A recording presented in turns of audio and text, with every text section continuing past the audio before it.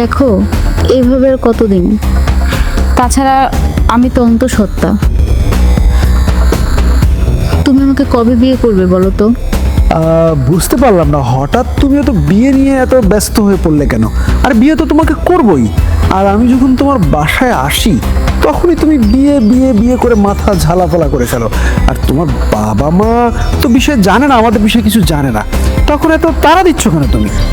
আমি যেহেতু অন্তঃসত্ত্বা, আমাদের এখন এটাই উচিত, বিয়ে করে ফেলা।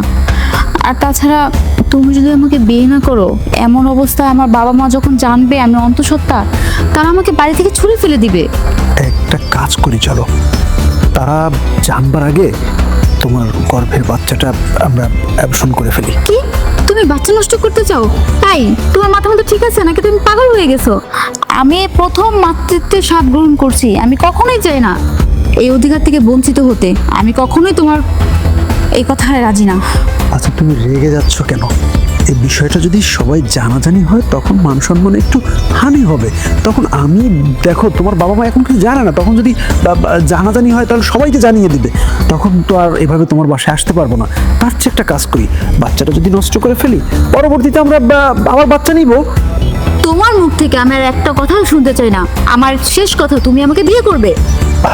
আচ্ছা, এগুলো বাদ দাও তো, আসো একটু রোমান্স করি। দেখো, আজকে আমার কিছু করার মুড নেই, আমার শরীরটা একটু অসুস্থ, জানোই তো আমি অন্তঃসত্ত্বা। আর এমনি তো খুব তাড়াতাড়ি বাবা চলে আসবে। আমি বলি কি, তুমি এখন চলে যাও, বাবা যদি আবার আমাদেরকে একসাথে দেখে ফেলে। আচ্ছা ঠিক আছে, যখন তোমার মুড ভালো নেই তখনও তোমাকে বিরক্ত করবো না। তুমি যখন চাইছো না তখন চলেই যাচ্ছি।